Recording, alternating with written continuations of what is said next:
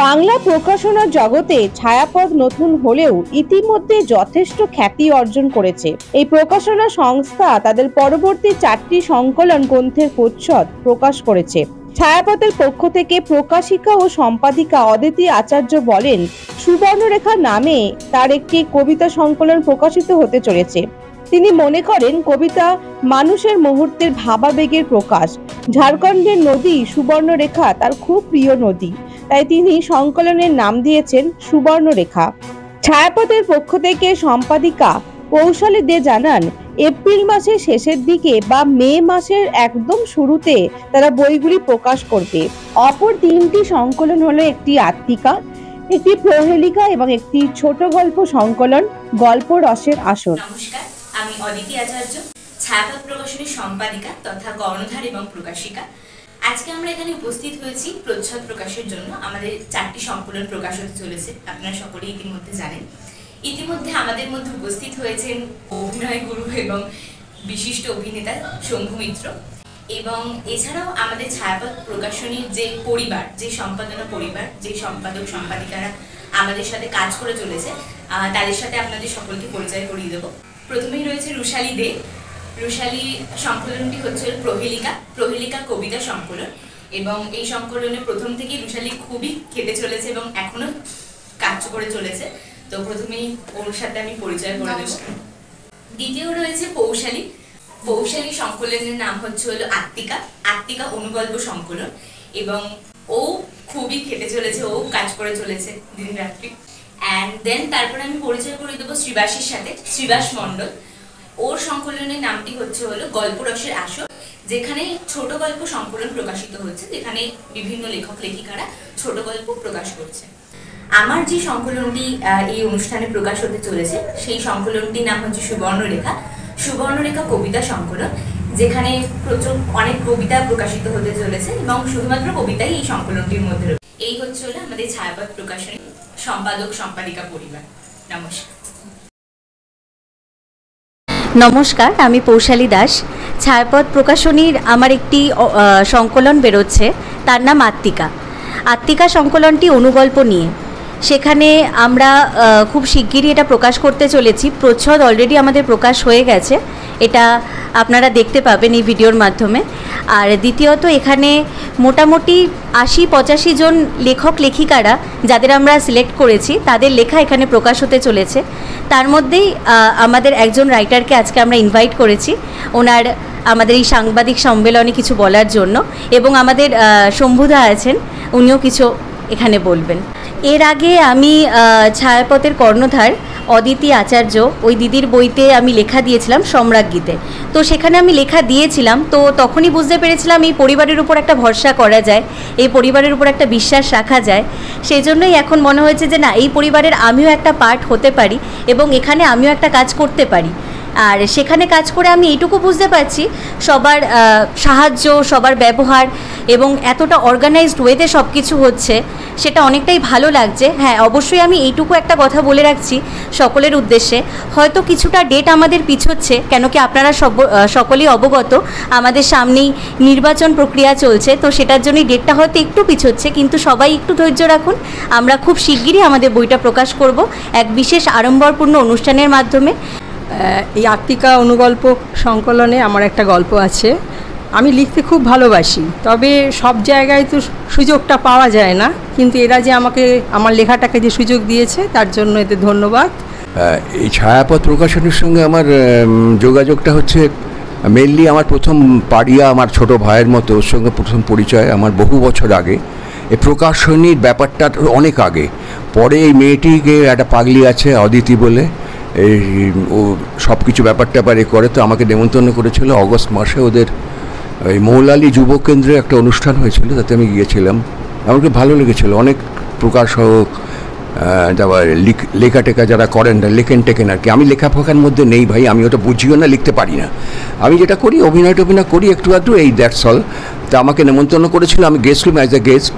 আমার খুব ভালো লেগেছিলো। সেখানে চন্দন এসেছিলো, চন্দন সেন বিখ্যাত অভিনেতা, আরও সমস্ত বিভিন্ন পাবলিশার্সের লোকেরা সব এসেছিলেন, যারা লেখক লেখিকা, তাই জন্য অনুষ্ঠান হয়েছিল।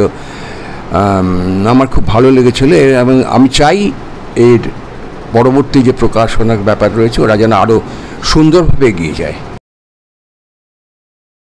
নমস্কার, আমি রুশালী দে। প্রহেলিকা কবিতা সংকলন আমারই সম্পাদনায় প্রকাশ পেতে চলেছে।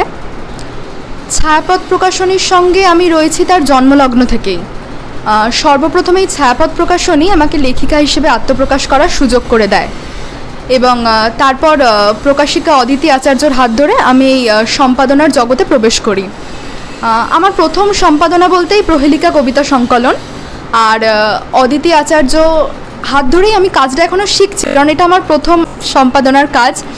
তো আমি এখনও অতটা পোক্তভাবে কাজটা শিখে উঠতে পারিনি, তবে রেসপন্স খুব ভালো পেয়েছি।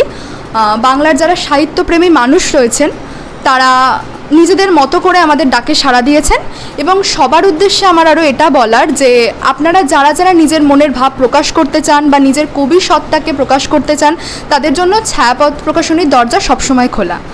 আর আজকে আমার সাথে রয়েছে আমারই সংকলনের এক লেখক বন্ধু। ছায়াপথের সাথে কাজ করে আমার সত্যিই খুব ভালো লাগছে এবং আমি আন্তরিকভাবে চাই যে ছায়াপথ প্রকাশনী আগামী দিনে দীর্ঘায়ু জীবন লাভ করুন এবং একটা প্রতিষ্ঠার জায়গায় মানুষের চোখে বা মানুষের মনে দাগ কাটুক, এটাই আমি প্রার্থনা করব। সম্পাদিকা রুশালী দে এবং প্রকাশিকা অদিতি আচার্যকে আমি আন্তরিকভাবে ধন্যবাদ জানাই। নমস্কার, আমি অদিতি আচার্য, ছায়াপথ প্রকাশনী প্রকাশিকা এবং সম্পাদিকা।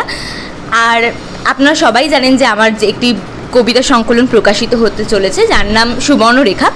কবিতার ব্যাপারে আমি যেটা বলতে চাই যে কবিতা বলতে আমরা কি বুঝি, একটা কবির চিন্তা, উপলব্ধি বা তার যে ধারণাটা সেটা কবিতার মাধ্যমে প্রকাশ করা, সেটাই আমরা বুঝি, লেখার মাধ্যমে প্রকাশ করা।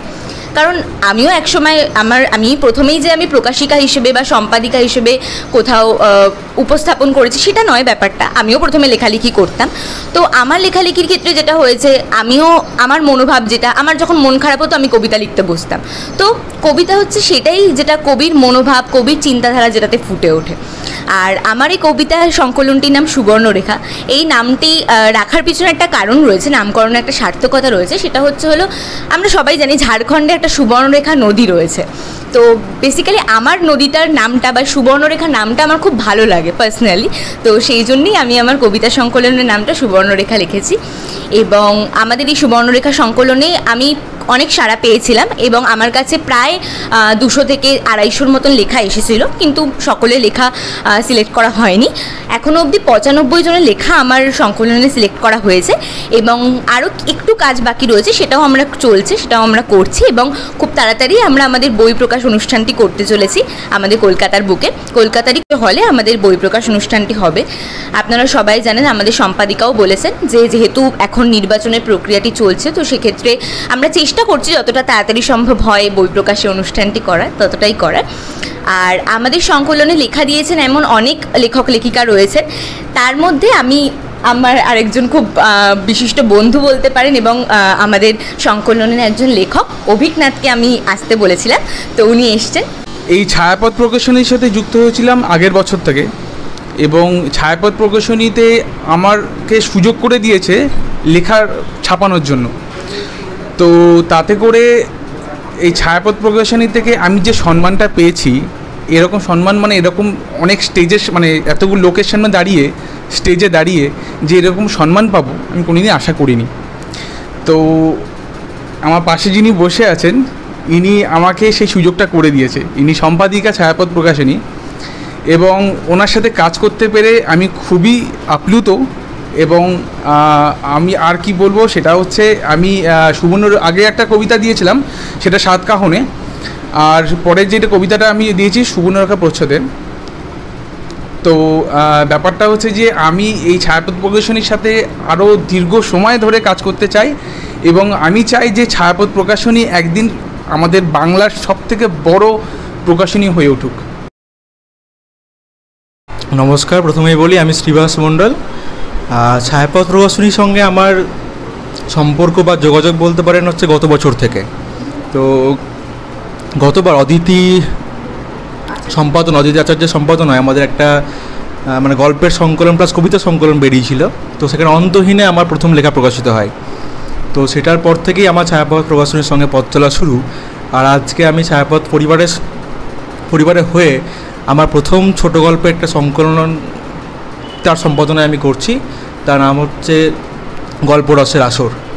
আর সেটা দিয়ে আমার ছায়াপথ পরিবারের সঙ্গে সম্পাদনার প্রথম শুরু। ছায়াপথ পরিবারের সঙ্গে যুক্ত হতে পেরে খুব ভালো লাগছে।